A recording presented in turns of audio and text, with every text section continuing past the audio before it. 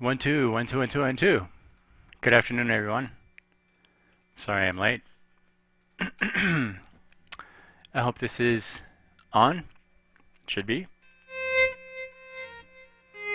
If someone can confirm, testing, I will drink coffee until someone can confirm that this is on.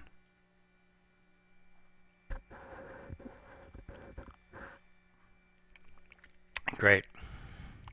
Let's do a quick sound test and then we'll get started right away. We'll finish probably in about 90 minutes or so. But hopefully the vocals is good. I think I fixed the problem with the audio of the mic being stereo now. It should be stereo. Hopefully this is not too loud.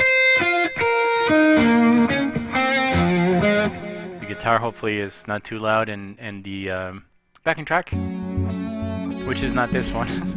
that's not the backing track. Let's see, can I find the backing track? Yeah, so we'll just test this, and if it works, we'll get right into the lesson. Thank you so much for joining me. It's really a pleasure to see everyone.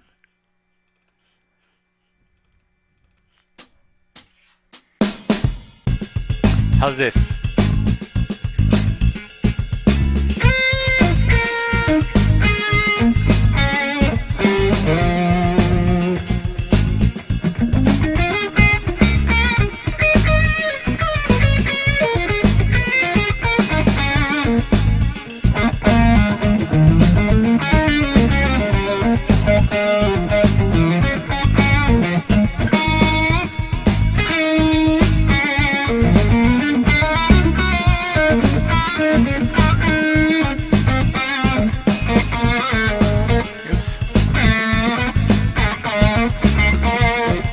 Okay, great. We're going to talk about phrasing today. The topic that you have on the series is actually chromatic playing and rhythm playing, but really it's phrasing in general. We're going to extend a little bit more. We're not just going to talk about chromatic, but we're going to tie the chromatic subject with phrasing subject in general, which is, I think, one of the most important aspects of the improvisational musician, the musician who wants to improvise, and it's really fun. It's very rewarding. So up until now, we've talked about intervals, chords, scales, all the theory stuff that it's important to have in your brain, but when you're actually playing, or at least when I'm playing, I'm not thinking in terms of, oh, I'm in Dorian, which means that I have a major sixth and I have a major ninth. I'm not really completely aware of it. I am somewhere in the back of my head, and that's what allows you to kind of understand things. But when you're actually playing, you're not thinking about it. A good parallel with that would be when you're talking, when you're talking to someone. You're not spelling out each words as you're talking, right? You're not like aware AWARE of OF the THE. You're not doing that in your head, because if you were doing that, then nobody would listen to you. Everybody would be bored, and you'd sound like a jazz music. No, I'm joking, but you don't want to be too overwhelmed with that. But it's good to know how to spell words. In other words, it's good to know the theory behind, just because it's going to help you organize your thoughts and take different roles when you're talking. So this is what I mean by that. If I'm talking to you guys, I'm going to talk with my regular speech, because you relate to me. We're kind of on the same worlds. Like, you guys love guitar, I love guitar, and we have the same element. So I'm not adapting my speech, actually. I just talk to you the way I would talk to anybody else. But if I were to meet the President of the United States, I would dumb my speech down to be under. No, I'm kidding too. But I would probably have a different type of language. Depending on the setting, you have different types of languages. And the reason why I am able to do that, and you are able to do that too, is that you know some grammar rules. And the more you learn some of the rules, the more you can adapt your speech to who you're talking to. And so that's why it's important to know all the theory, or some of the theory behind, so that you can adapt your speech. But then when you're actually talking, you don't want to be aware of it. You want to actually just talk. So we're going to talk, really this is a lesson about language, about communication, talking, and even though there are social rules in real life where, you know, if you're talking to someone that you really respect, you're going to show that in your speech. Still, my speech is going to be different from yours, and that's something to embrace in music. Um, so this is choppy, really? Oh no. Should I reset this? Is it bad for everyone?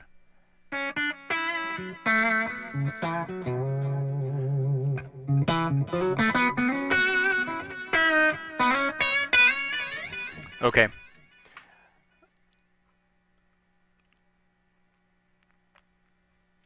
I'll just continue. Just know that this is being recorded, just like the others, and I'll just move on. So yeah, different speeches that you're going to use depending on the context of the conversation.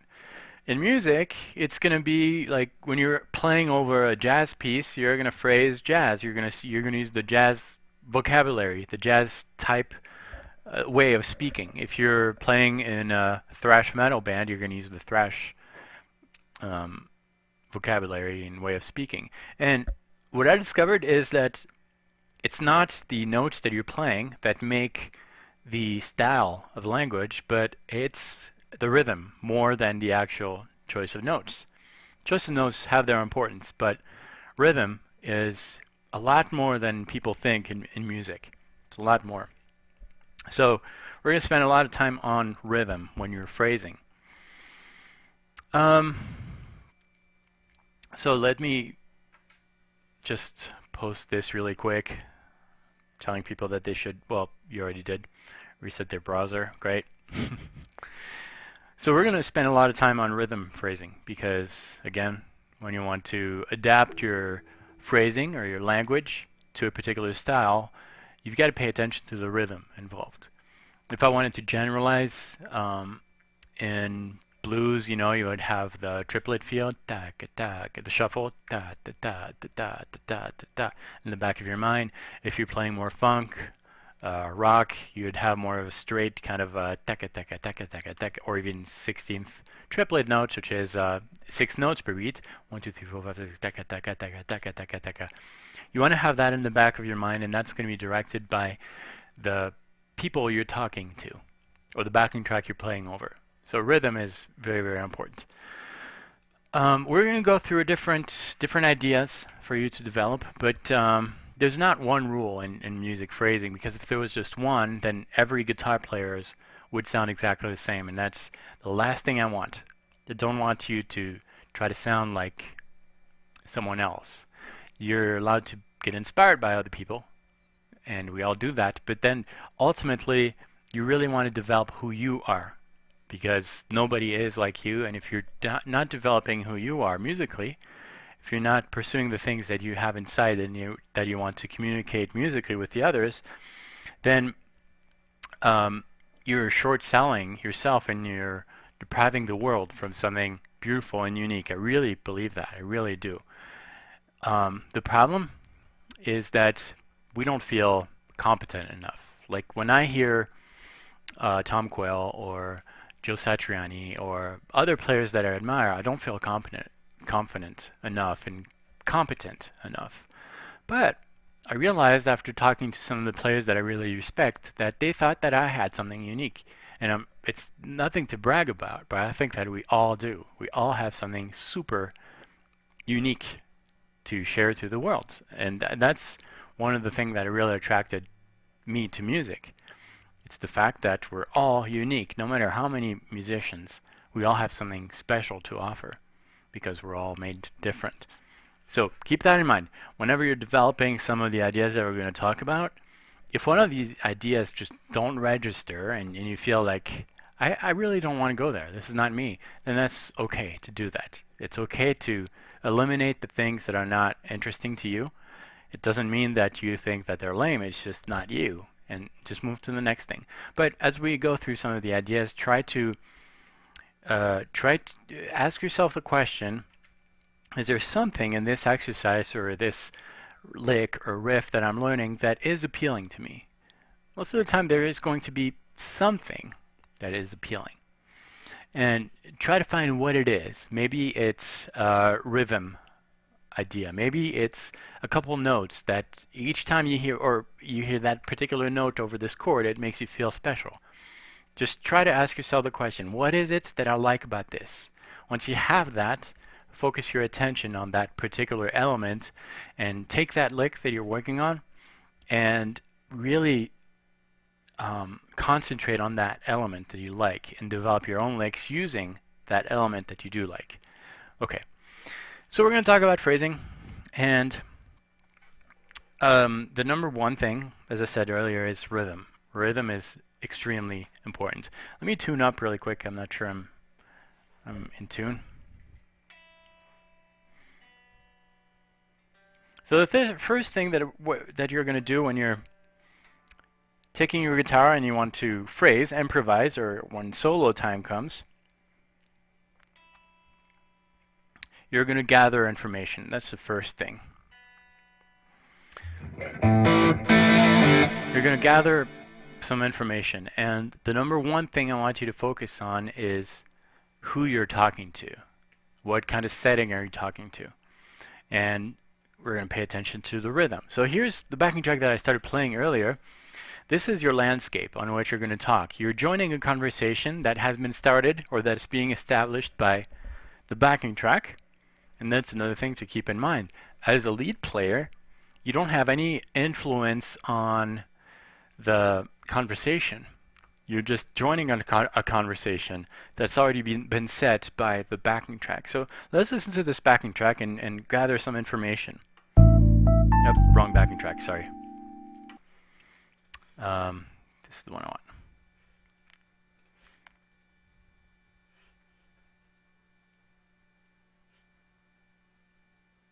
For some reason, it seems like it's freezing. Am I still on? Yep.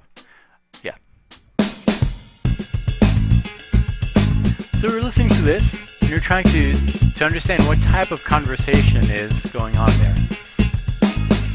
First thing is just try to find the main beats there. We're not even talking about notes or anything like that. This would be it, right? So really you need to lock this. And then you're going to ask yourself, alright, if I were to play over this, can I play these notes right on the rhythm, on the dot? I'm guessing yes. Can you double that? So instead of having one note per beat, you would have two. Da, da, da, da, da, da, da, da, da, da. Can you play that fast? Just try it. It doesn't matter. The note doesn't matter, but just try it. If yes, then can you double that? So we're going to try to find this on your own. Try to find the smallest rhythm division that you can play comfortably without feeling lost. So for me, it's most commonly it's going to be 16th notes, which is 4 notes per beat. That's just the comfort zone. You could play faster, but you don't want to play too fast for this particular exercise. Once you have your rhythm division here in your head, which is 16th notes for me, we'll use that. In the back of your mind, you should hear those 16th notes.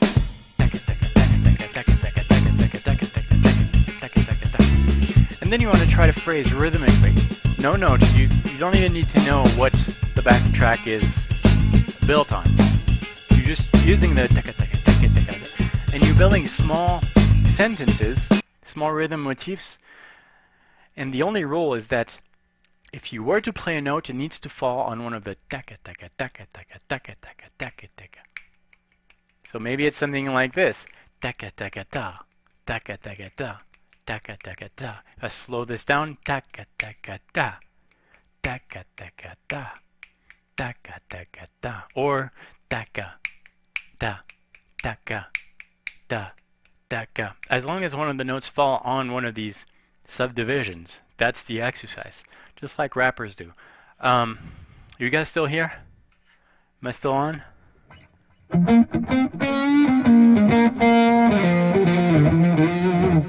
Okay, good.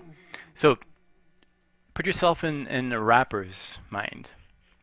Now over the backing track, we'll do this. Here's our subdivision. And we're going to make a little rhythm motif.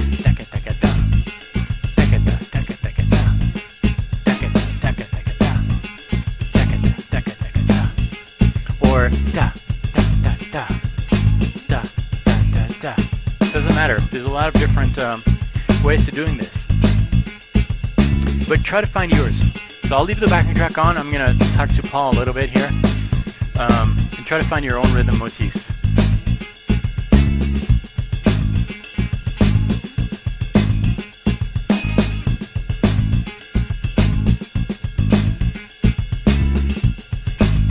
And remember, in the back of your mind, you should have the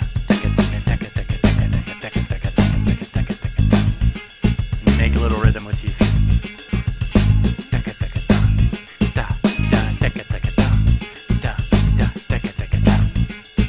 Okay, good. Now that you have this, this backing track is in B flat Dorian. Doesn't really matter. You do B flat minor pentatonic. But let's try one of the rhythm motifs, which is, we'll try this. Taka taka da, taka, taka taka da, taka. On our B flat, just a B flat note. Taka taka da, da da, taka taka da, da da. And this should fit on the taka taka taka taka taka da, on the 16th notes, played constantly. So let's ascend the scale and descend the scale. B flat minor pentatonic with that motif taka taka da, da da, taka taka da, da da, taka taka da, da da, taka taka da, da da, taka taka da, da da. We're just ascending and descending the scale continuously.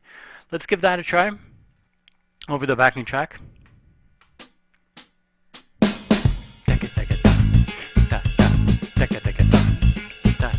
Try it with your guitar.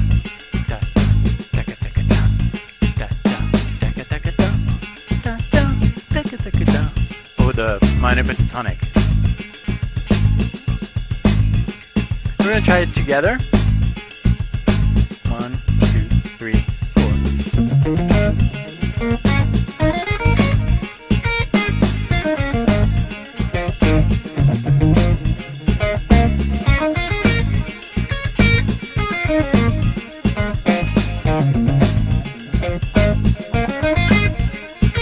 Notice how some of the notes don't always fall. It's always a different note that is going to fall on one of the starting block of that rhythm motif. But that's what makes it interesting. We're just phrasing rhythmically.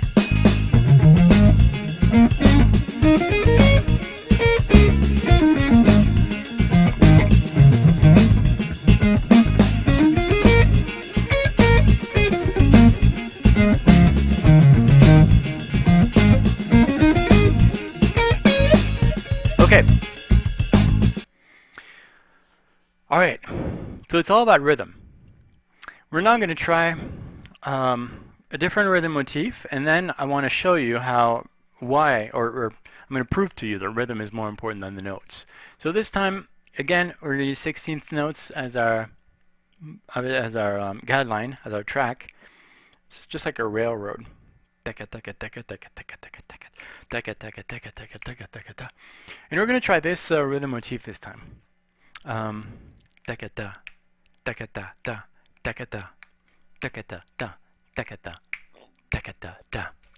I were to play that, 2, 3, 4.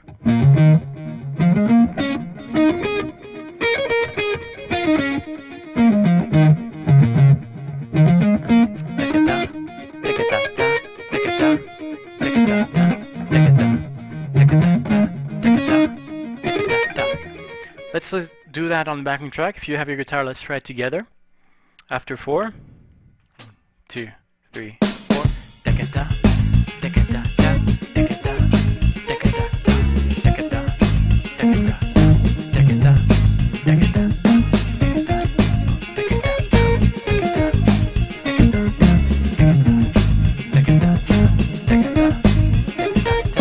Great. Now, rhythmically, it's kind of interesting. It's not super interesting, but kind of. The notes are pretty, steady, pretty stable. Minor pentatonic scale, we all know that scale. We're going to try to fill in the blanks now. So if you take your minor pentatonic scale, in this case we're working in the first position. We have 2 notes per string, right? And we're in B flat here. So we're starting on the 6th fret of the 6th string. So from the 6th string to the 1st, we are doing 6 9, 6 8, 6 8, 6 8, 6 9, 6 9. Now we're going to fill in the blanks. So between 6 9, if we fill in the blanks, we would have 6 7 8 9. Then the next string is 6 8, so we'll have 6 7 8. Next one 6 7 8, 6 7 8. We're just filling in the blanks. So that means that we have a far left note in our minor pentatonic scale, a far right note, far left, far right, far left, far right, and in between we have these other notes that we're filling in, chromatic passages. Some of these notes, if you were there, 2 weeks ago, we talked about modes, and we found that within modes we can find some recurring pentatonic scales. So really, a minor pentatonic scale, we can say that a minor pentatonic scale is a smaller version of a full 7-note scale. So that means that some of the notes that we're adding here in between these far left, far right notes, some of these notes are going to be found within a fuller 7-note scale. Which ones? I don't know, and it doesn't matter. But some are going to work, some are not going to work. What matters is that the extremities of this scale, the far left, if you're looking at your fretboard, the far left and the far right note are always going to be in. Those are going to be safe notes. So we're going to try to play this pattern, da da da. What was it? Da da da da. I can't remember what we just played. We'll just do this one. Da da da, da da da, da da da, da da da, da da. And we're gonna play this time the minor pentatonic scale with all the notes in between. And we'll see that some of the notes that we're landing on, so da da da, it's landing notes, are going to be in. Da da da da, another landing note. Some are going to be in, some are going to be out. Let's try to pay attention to this. So if this is our rhythm motif, da da da, da da da, da da da, da, it's going to sound like this.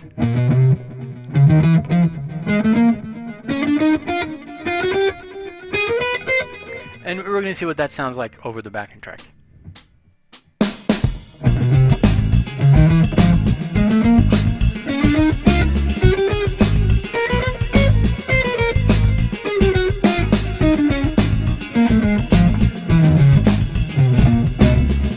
Okay, you try it. Da-ga-da, da-ga-da-da, da-ga-da, da-ga-da-da.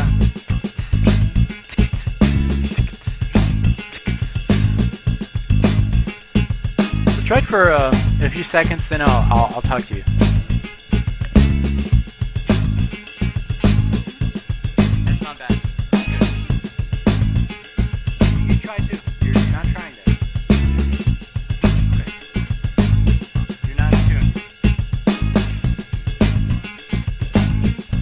I just realized that my mic was not in front, so you probably can't hear what I was saying. That's good.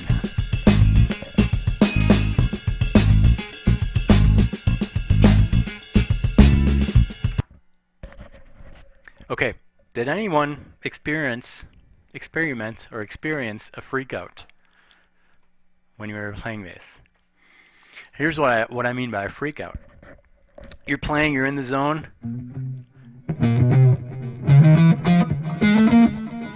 and then you realize that you played one note twice, which is really not a big deal, but that kind of got into your brain, and then you started to think, man, I repeated a note. That means I should really be on this note, and then, but if I were on this note, wouldn't that mean that I would have to start one note after? And all these things kind of pollute your sound, right? And yeah, not your sound, your brain. And that's a problem when you're focusing on rhythm. That's a freak out. Does that make sense? And that happens all the time. You know, you're in the zone. Yeah, I'm in the zone. You try something rhythmically.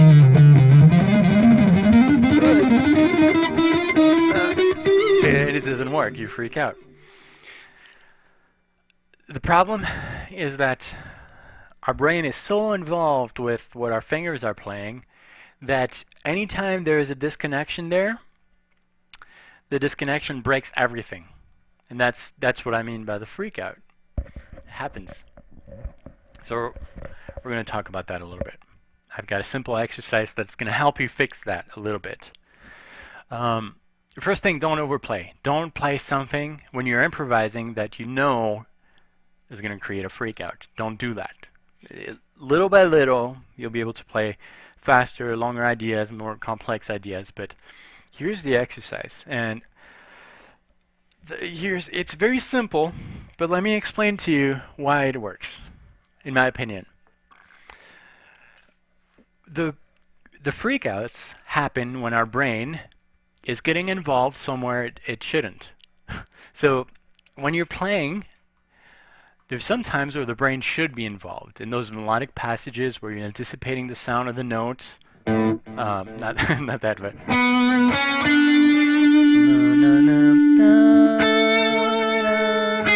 that's kind of I'm imagining the next note in my mind.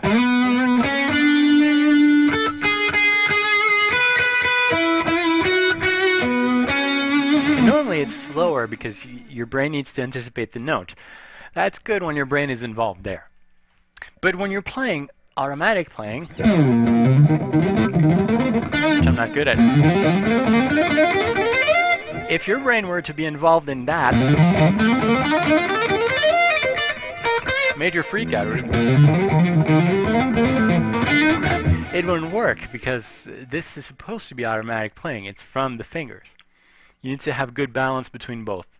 Between your active playing, when you're really focusing on the notes that you're playing, establishing a theme, targeting the right notes, and the automatic playing because you've got to please the guitar players out there and also give your brain a rest. If your brain's always involved, not only in the short or the slow melodic thing,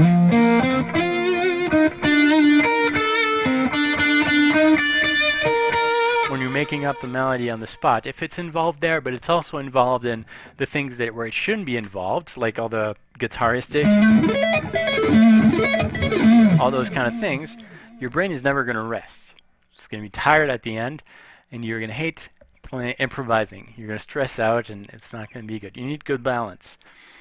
So the exercise I'm going to show you is designed to force your brain to go somewhere else and not be involved all the time. And this is the exercise. It's simple. You're going to play a note anywhere, any string, any fret. And then you're going to look around that note in that zone. Doesn't have to be the same string, but it's somewhere around there. And the first, visually, the first spot you see, that's going to be your next note. It doesn't have to be in a scale. But for example, let's I'm playing this note right here, and as I'm playing this note, my eyes are going to wander around, and my eyes hit this point right here. For example, this is my next note, so I'm going to play that next note, but as soon as I'm making contact with the pick in that note, as soon as that note is played, my eyes need to focus on another note. A different note. This one, for example. This is my next note. And as soon as I play that note, my eyes go on another spot. That's going to shortcut your brain, so to speak. And it's going to teach your brain, well, that's weird. Like I'm looking at a note, but I'm playing at another one, and your brain automatically is going to be like, I give up.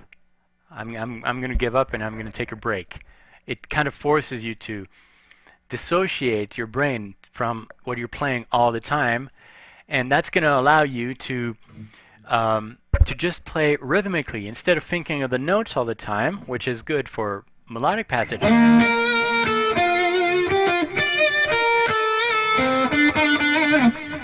Where you're making up on the spot some melodies, it's going to teach you to dissociate that so that you can play more freely and balance both elements. Playing more freely meaning maybe something like this.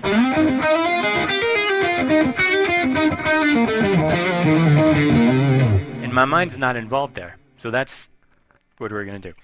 So if you have a metronome, set it to a very slow speed, like that. And each beat is going to be a new note that you're playing.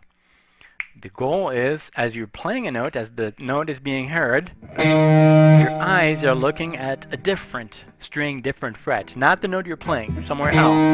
It needs to be synchronized. As soon as you're playing that note, your eyes go somewhere else.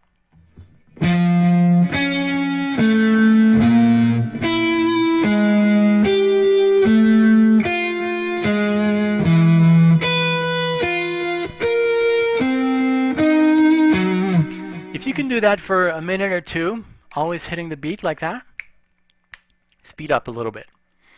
And that's going to help you think in terms of rhythm, dissociate your brain, your active part of the brain from what you're playing, and it's going to allow you to phrase more freely and think in terms of rhythm. So let's do that for a few minutes or a few seconds. You can do that on your own, but it's a good exercise to start with every day, because not only is it going to train your brain, but it's also going to train your finger and your precision and all that. Any questions so far?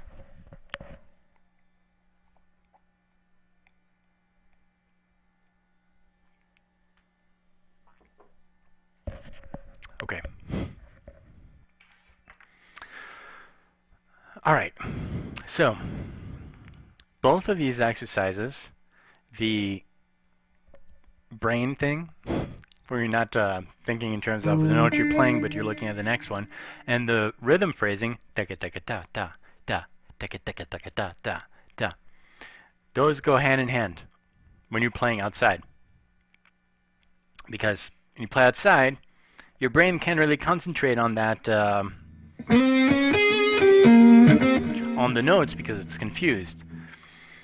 When I said that you need to teach your brain to dissociate itself, you don't want to do that too much. Or you don't want to do that literally, because you're going to zap out of the world. You're going to become crazy. You still want to have some type of involvement with what you're playing. It's actually a different type of involvement. It's not the pitch involvement. It's not the melodic involvement that we're used to having, with which scale should I use over this chord, what is my melodic feel. It's not that, but it's more of a rhythm involvement, which is a different part of the brain.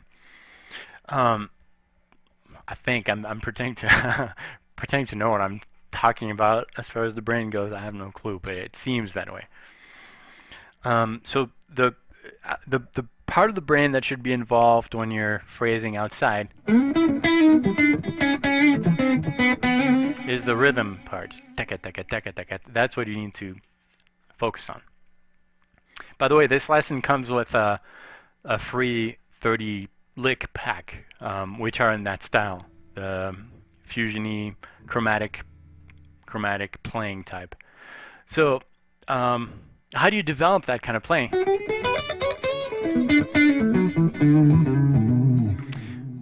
It's really simple. There's two elements. There's the rhythm element. So you take a lick that you like. For example, a blues lick, and then you think in terms of taka taka taka taka. Where do these notes fall? Taka taka taka taka taka. Taka taka taka taka taka. Okay. Taka taka taka taka taka. First step is try to find another rhythm motif. So how many notes do we have? 1, 2, 3, 4, 5, 6, 7, 8, 9. 9 notes. This was taka taka taka taka ta. 1, 2, 3, 4, 1, 2, 3, 4, 1. 9 notes. Taka taka taka taka ta. Kind of a stupid rhythm idea, really. There's nothing there. I mean, there is something there, but it's just taka taka taka taka ta. Why not play taka taka taka ta ta ta ta? 1, 2, 3, 4, 1, 2, 3, 1, 2. Something like that. 1, 2, 3, 4, 1, 2, 3, 1, 2.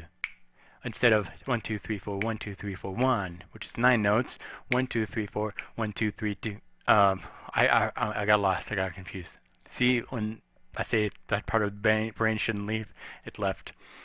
Da ga da ga da da da da. Is that it? Da ga da ga da da da da da. Yeah. Da ga da ga da da da da da. So this would be da ga da da da da da da da. Da ga da da da da da da da. Something like that. That's the first step, to kind of recycle one of your licks rhythmically. And then you're going to think in terms of chromatic phrasing. So just like we did before, you're going to take the lick this time, which is a pure minor blues lick, and then you're going to fill in the blanks. So if this is our scale, filling the blank,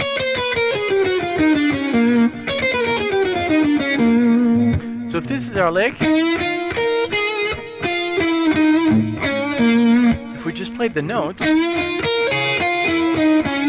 and we fill in the blanks each time,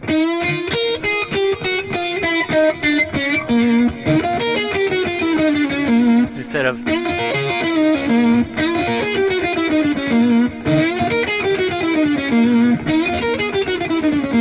we're just filling in the blanks, and that gives us more options to find new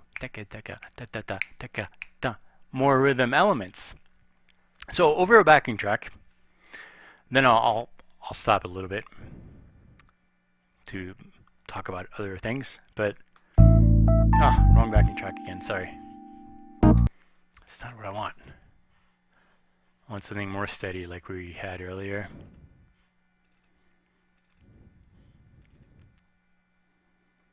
Okay.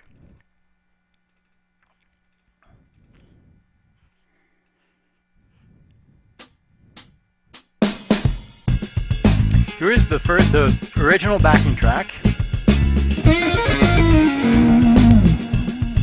out of a minor blues scale.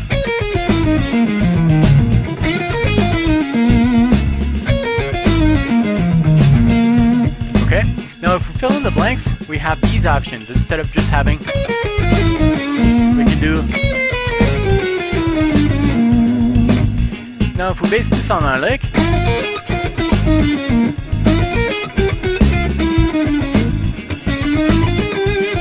it can engender a bunch of new ideas because you have more notes to choose from, and you can phrase in this term instead of thinking of da da da da da da da. Now you think in terms of da da da da da da da da da da da.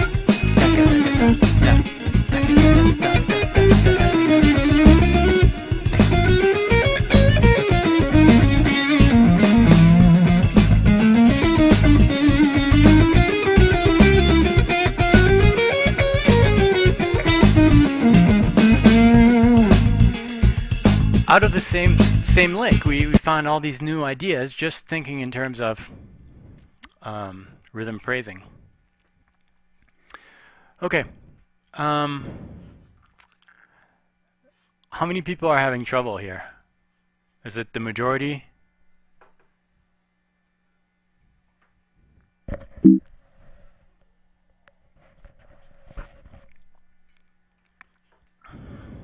And of course, it's stupid. It's a stupid question to ask because those who have trouble are not going to be able to answer. Alright, this is being recorded anyways. Okay, any questions on this? On rhythm phrasing? Okay, we're going to talk about playing outside. Playing outside a little more. Um, if you're only playing outside without any guideline, oh, question, great. I like questions. Yeah, that's all I was doing. I was taking my riff, my scale, I'm sorry, my lick, my riff, and I asked myself, okay, what is this lick built on? It's built on a minor blues scale.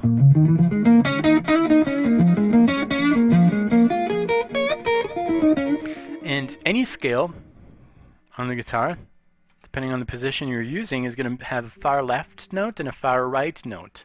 Those notes are part of the scale, but that's the furthest note that you find on the left side of your guitar. If you were to look at your guitar like this, you've got a far left note and a far right note. And in between you might have other notes. But you have a far left, far right, and in between, yeah, you just fill in the blank. That's considering your scale is a minor blues scale. You can do that with any other scale. If you're dealing with the Dorian scale, for example, in G,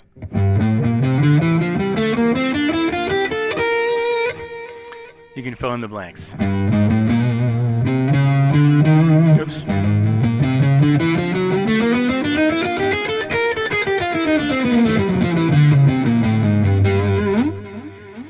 And that's what I was doing, yep.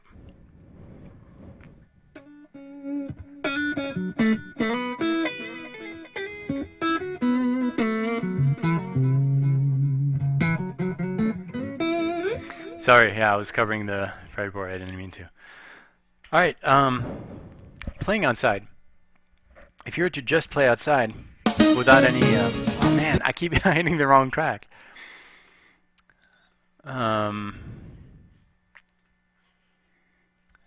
I love Eric Johnson, but that's not what I wanted. Okay. If you just play outside without any guideline, it's going to sound like...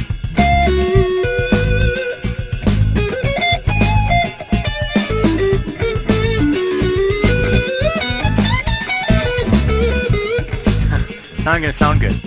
Same thing if you were to play inside with no guideline, it's not going to sound...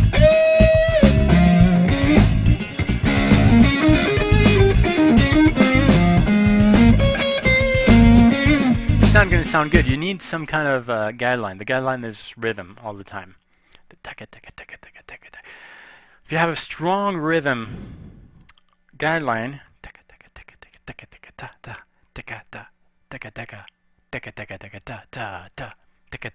then you're going to be okay no matter which notes you have. When you're playing outside, it's easier to have the freak out. But that exercise that I gave you is going to fix that. But playing outside with a strong rhythm motif is still going to sound a little bit weird out of context. We'll talk about that in a second. But not as weird as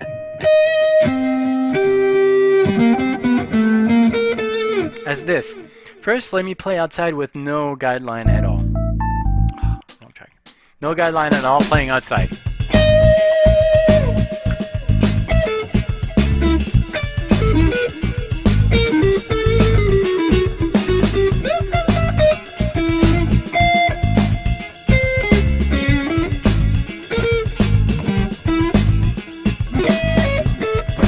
Okay, now outside with a rhythm guideline,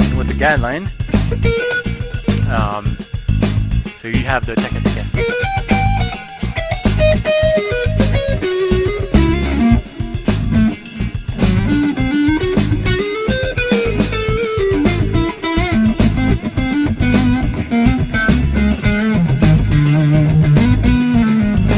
It still sounds weird, yes, but I have a guideline.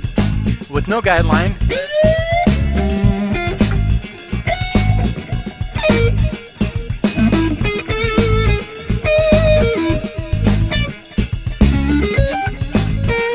with a guideline,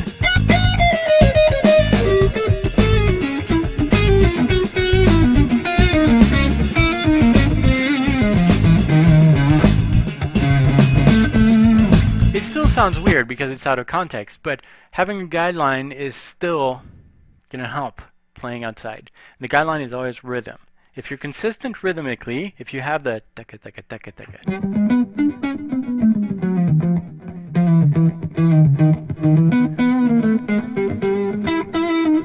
it's going to help. If you don't have a guideline, not going to be good. So context. I told you about context. You need to know when to go out and when to go back in. And the parallel with language, always make a parallel with language because music is language. The parallel with that would be two friends having a conversation, talking about yesterday night's baseball game. Just talking about the game. And this guy comes in, the lead player, just walks in, and here's these two guys. Here are these two guys talking about a baseball game. And you come in, and you say, you talk about something absolutely random that has nothing to do with these two, even worse than rugby. Two guys talking about baseball, and you come in and you start talking about the theory of the Big Bang or whatever, and it's completely random. So why am I saying that? I'm lost now. Oh yeah. So that would be like someone coming into a track and playing outside right away.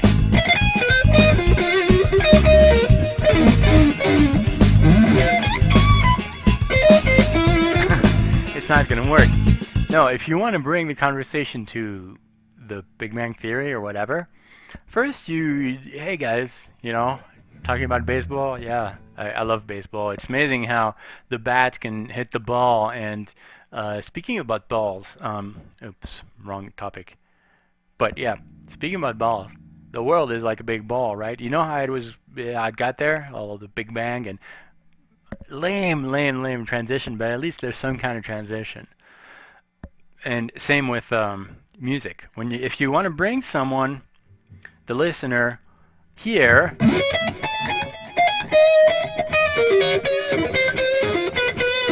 you're not going to start with that right away. First you need to introduce yourself and blend into the conversation, make yourself accepted. So, and that's the same with technique. If you've been working forever on this lick, and you really want to bring it out, if you do this right away, that's all I have to say. Ooh, man.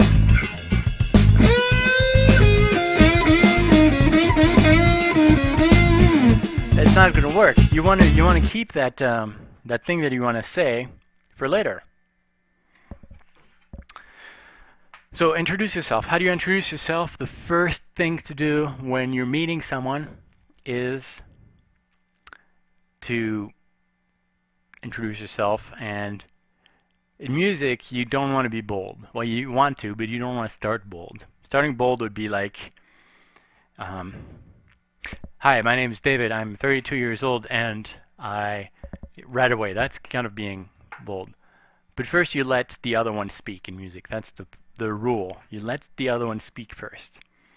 What does that mean? It means this. You don't do anything. Because the listener, as opposed to you who's been working on this track, doesn't know anything about what you're going to talk about. And you need the conversation to be established. Let the backing track do its thing. Just let the backing track do its thing so that it gives the listener an opportunity to know what you're going to be talking over, and it gives you the opportunity to grasp information on the rhythm, maybe some of the chords, maybe a break, a drum break that you can use. So the first thing, never play over the very first note if it's an improv. If it's a written piece, yeah, it's different. But if it's an improv, just let the backing track do its thing. And here's what kind of goes in my mind.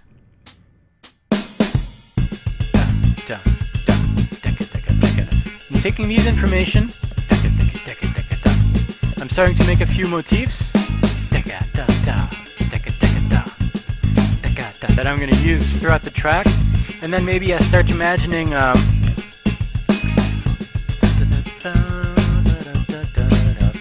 another theme. I just started doing that process. This should happen only in the first few bars, really. This has been too long already, but that's what happens, and then you're ready to establish your theme, the idea that you imagine in your head. You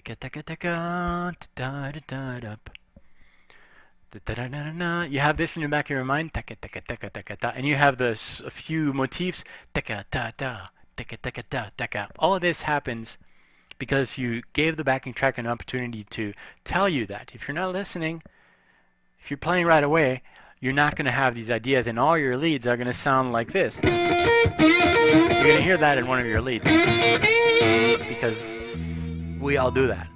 But all your same licks are going to come over. Let the backing track speak first. So let's try this. Wrong one.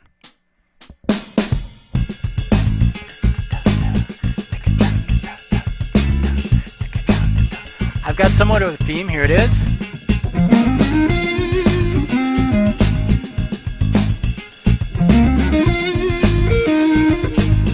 And then I'm developing that.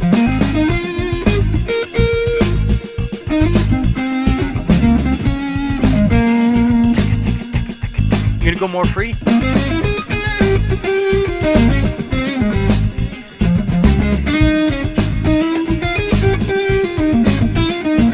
Chromatics?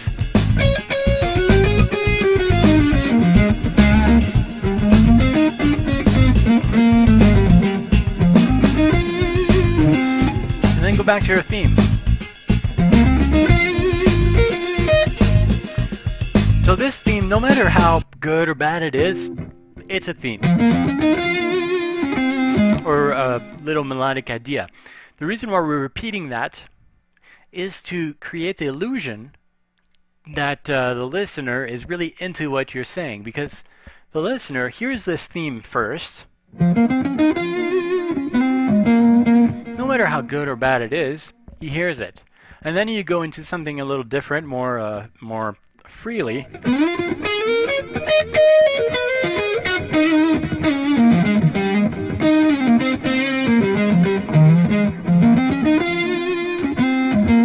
then you hear that again, and the listener is like, "Man, that's genius.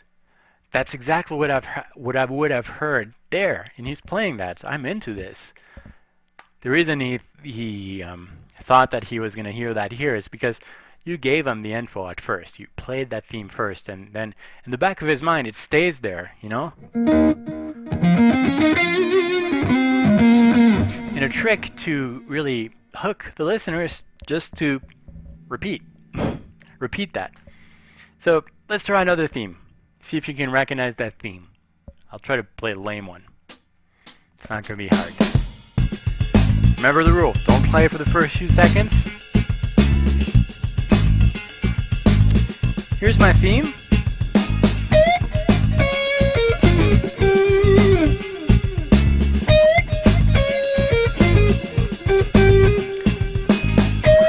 I really want you to grab that, so I repeat it.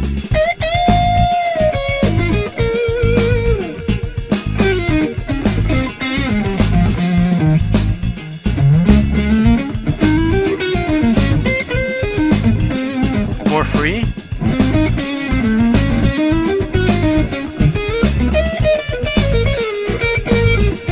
Guess what? Here it is. Theme again.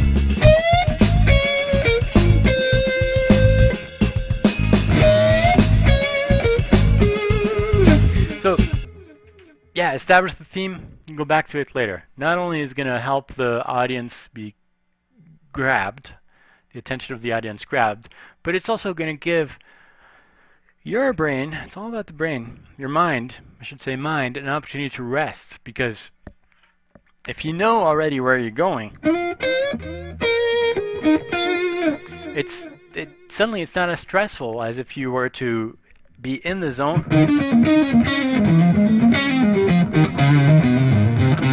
which is prone to freakouts. No, if you know where you're going, that gives you a mind. Yes, I made it. Made it through. I'm good now.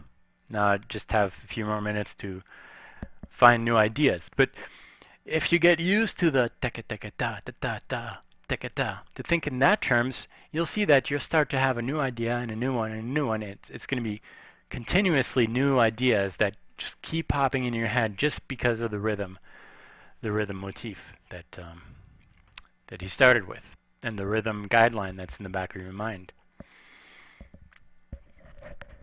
Any questions?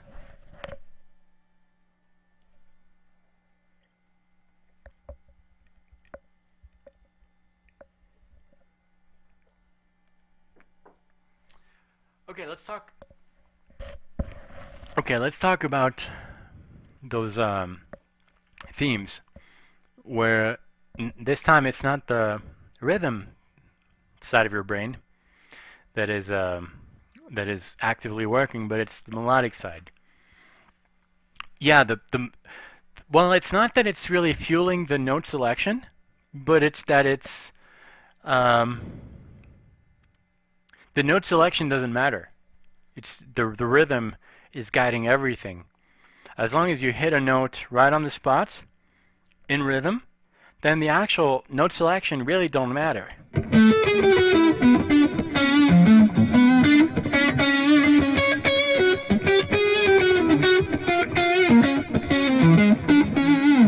So it's more than that. But yeah, it's fueling your improv. You kind of a good way to see improv that has helped me organize my playing a little bit is to see it like a river to be crossed. And instead of seeing this big river that needs to be crossed from, you know, the start and the end of the backing track, you've got to fill this with all these ideas.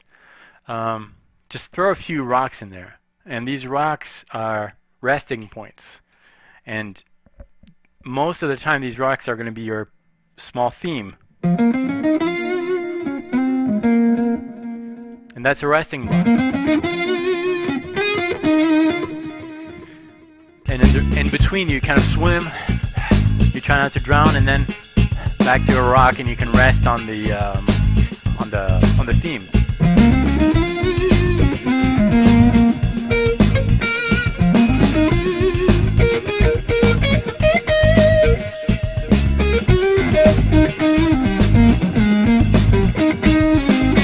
I'm swimming, right? Try not to drown.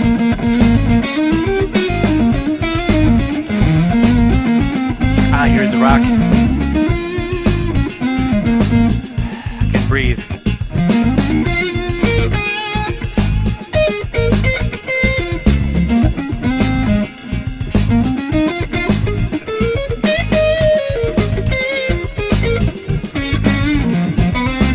Swimming again.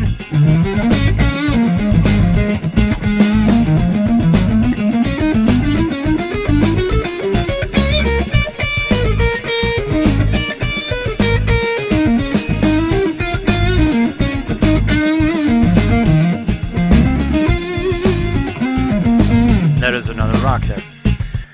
So that it helps to do that. So let's talk about those rocks, because in order to have rocks, you need to know how to build rocks. And that's the melodic part of your brain. Yep, exactly. Yes. So when I'm on the rock, it's more of a set melodic idea, and when I'm going from rock to rock, it's a bunch of rhythm elements. Now, I'm saying that playing out is really all about the rhythm. You still want to make things a little bit easier on your playing, on your automatic type of playing, because it's very automatic. And if you were to make things all apart, like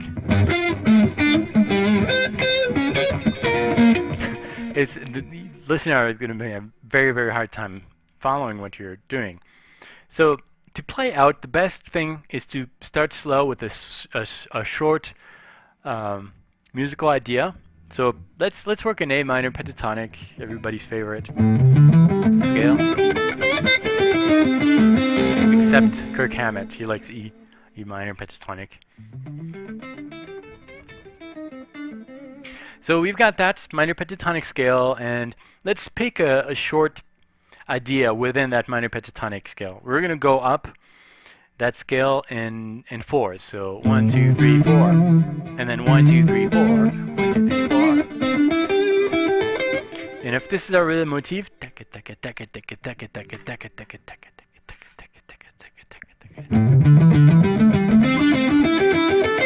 like that, right? Or maybe or as long as it's steady. Let's take one of these elements, which is that, and we're going to play it one time in, one time out. So to play it out, we can play this anywhere, really. But we're going to play it just one fret above. That's out and it's close, or one fret below. It doesn't matter. And if we combine in, and we'll do the out one fret higher, and in, out,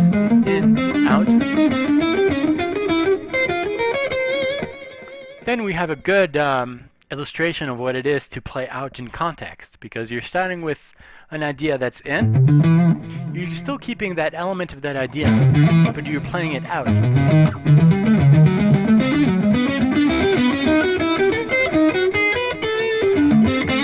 And in context, it's going to make more sense.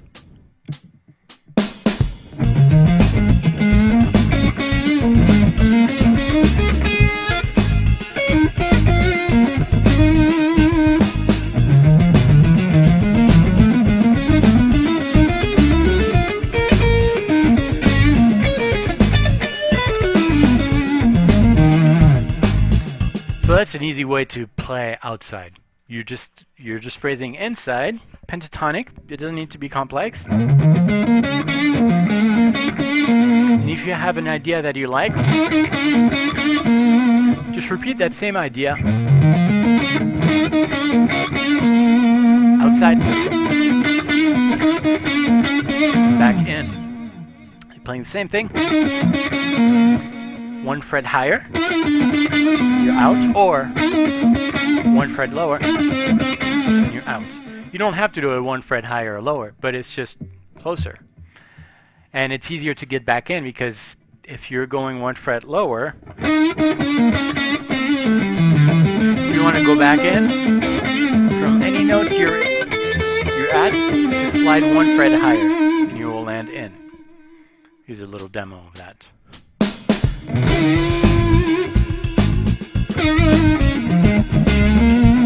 I'm in, right? Here's a little lick. Out.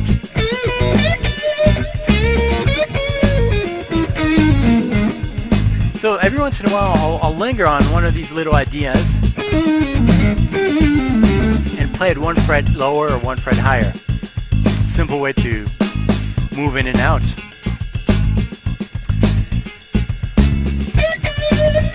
Oops, sorry. I keep thinking I'm in A, but I'm in B flat.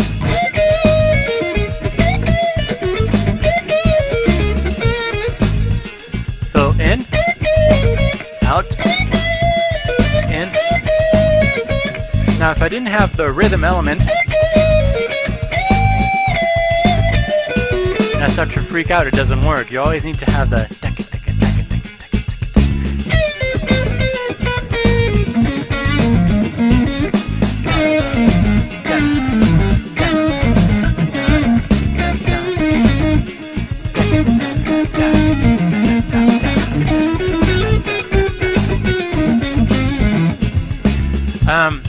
let's try more than a fret or two. So let's try an idea that's in.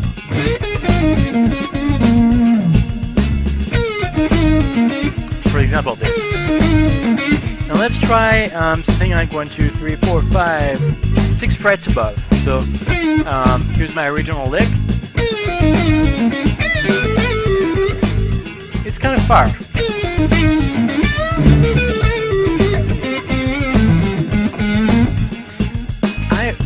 It's all a matter of taste, right? Personally, I think it's easier to get the effect when you're really close, because the human ear likes closeness. You like close things. Like in melodic phrases, you don't want to have a lot of jumps like that. You want to keep things a little bit closer. I think it works better. And you can easily combine that with chromatic elements too. So if you have a lick that you like, you can just repeat that chromatically, either going up, oops,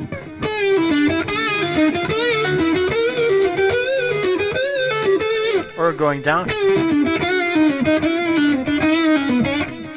or starting from an outside point. So if you're in A, start from an outside point, and then landing inside. But here's an example where you're playing in and then out, but really far apart. So in, a little far, right? Now if you stay really close,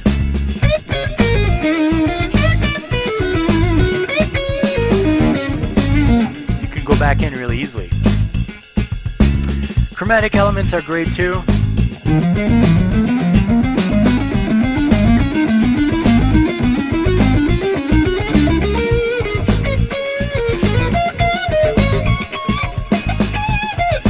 It sounds complicated, but it's not. We can just play your minor pentatonic.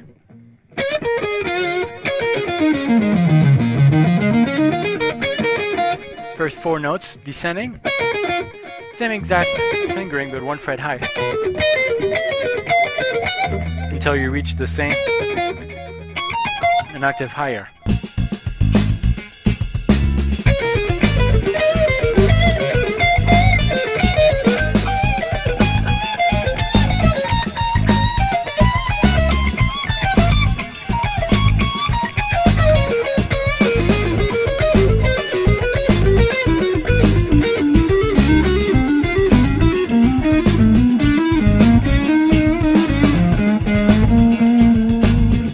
Notice that I wasn't playing exactly the taka taka taka taka taka. I was doing some taka ta ta taka ta taka taka ta ta. Just phrase them rhythmically.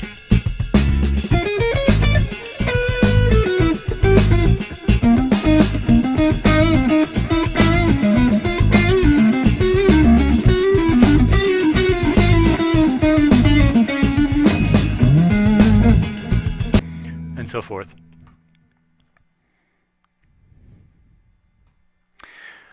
So from playing little riffs, you mean that are in the scale, and then playing through the lines, you mean adding the chromatic passages? Is that what you're saying?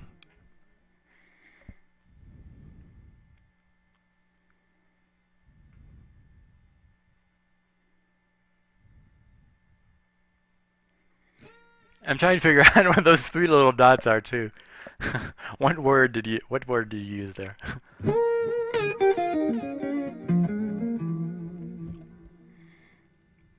Okay, yeah. So tie different ideas together, kind of. It's all done with the rhythm, but also resting notes. You need to have resting notes, which means that you don't want to have a continuous taka taka taka taka taka taka taka taka. You want to have some repetitions, because while you're repeating some of the ideas, you're thinking about the next one. See, I'm not playing anything there, and I'm thinking about the next. And if I don't have anything fast enough, I just repeat it.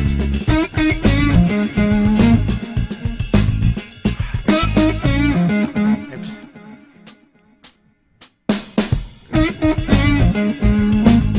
Okay, nothing else to repeat. Still nothing? I'm going to repeat it, but change a little. Change the rhythm.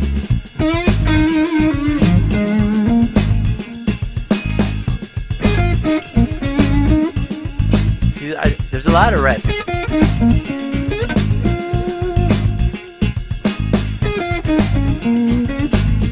I'm developing two ideas. The first one was one like this, something like that, and the next one was so yeah, call and response.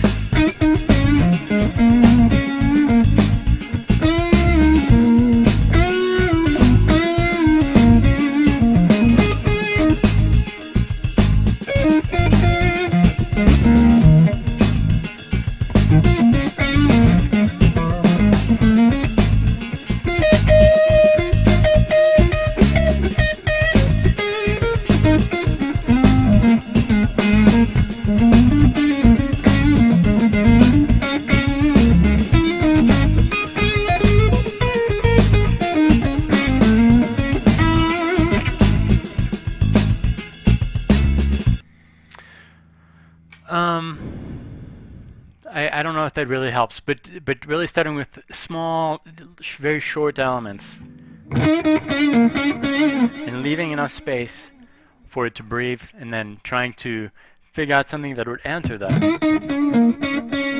Maybe adding another note. Instead of landing there, you would land here.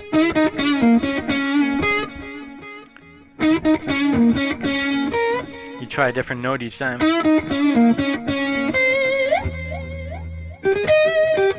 Starting another idea.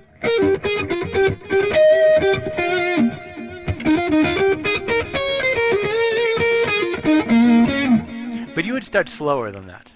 And just with the metronome, it's a good way to work on this.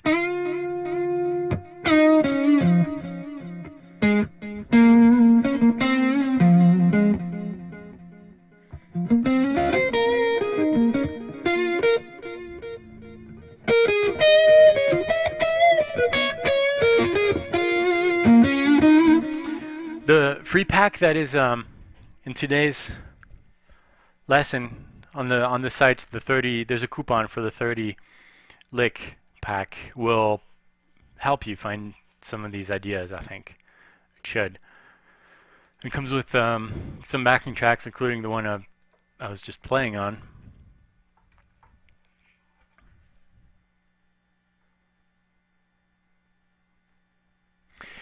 It's mostly improv. But when you're actually preparing a solo, I think you need space for both.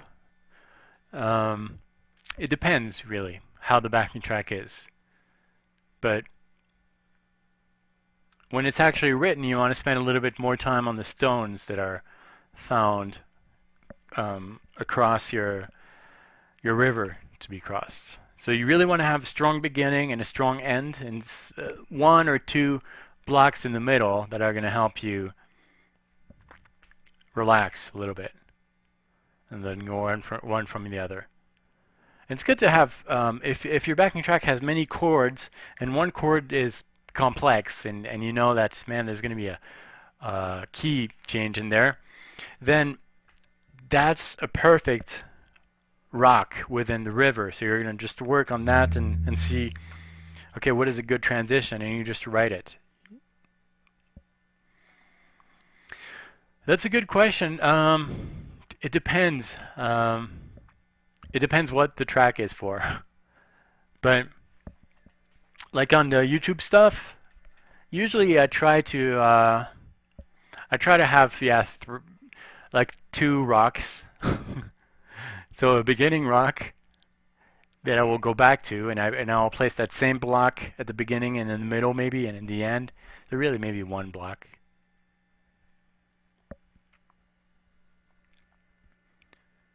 So just remember, the block in the middle is something that is written. It's more theme orientated.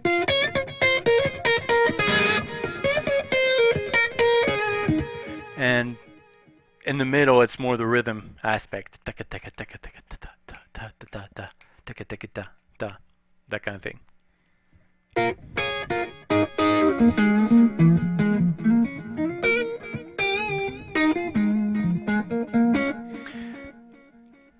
An important aspect to keep in mind when you're thinking about building those blocks on the spot has to do with intervals.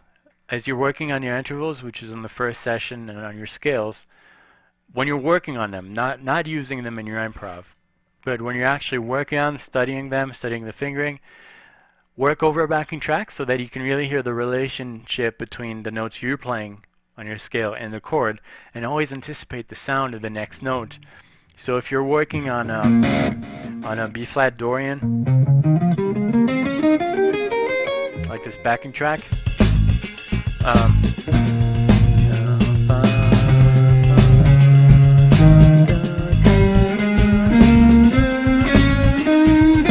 you try to really anticipate, and if you hit a note like da, da, da, da, fix it.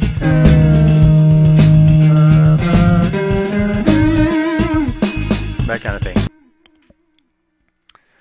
Modal pentatonics is good subject. So yeah, next week I said surprises and open questions. So really, it's going to be surprises and open questions. So yeah, we can talk about modal pentatonics, definitely, for sure. Always work with backing tracks, and I will end with this tip for phrasing. The best tip is to play a backing track, and then put your guitar down, literally down. Because if you have your guitar, you're going to be tempted to noodle. And we always forget that music comes from inside. And instead of thinking in terms of scales and all those cool things that you can do on the instrument, just try to imagine what a singer would do this. I don't know. And if you don't know, grab a book or something, or a CD or whatever, something to read. I promise I have a point.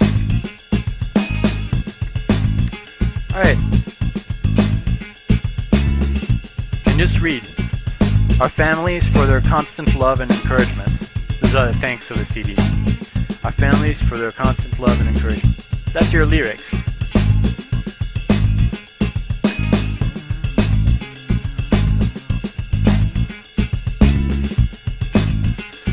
I'll just shorten the phrase. Our families for their constant love.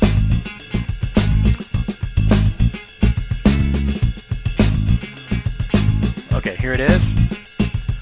Family for their constant love. Lame, but that's your theme. Families for their constant love. Find that on the instrument. Da da da da da da da.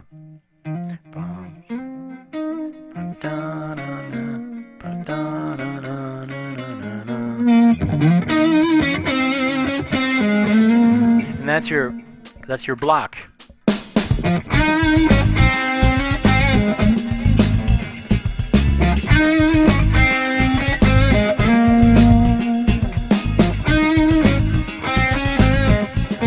And tweak a little bit. And that's a block. And then you swing across.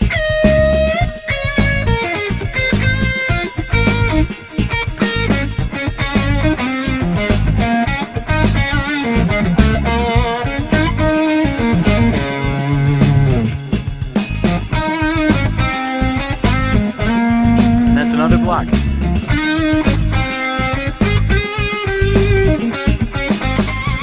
And then swing across.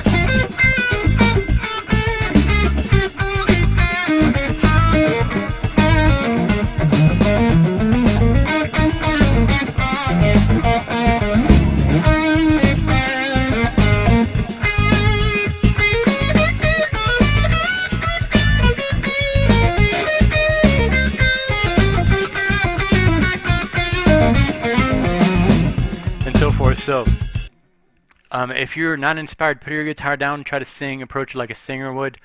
Read a book. Kids' books are great, I've said it before, but the reason they're great is that they're short and simple sentences in the book that usually rhyme, so it's going to inspire you to play rhythmically. Taka taka da da, taka taka da, taka taka da da, taka taka da.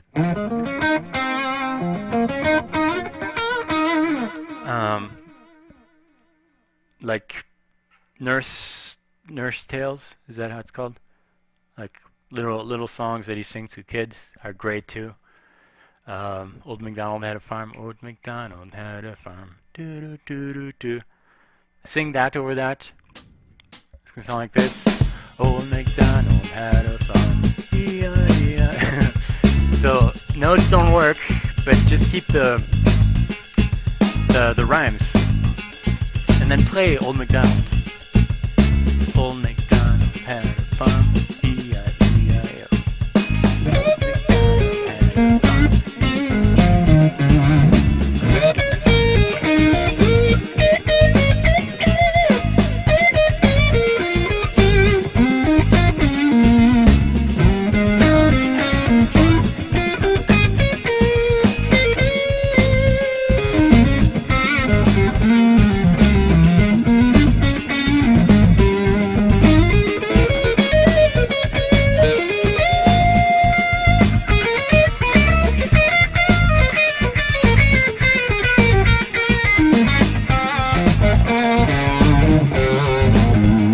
And so forth.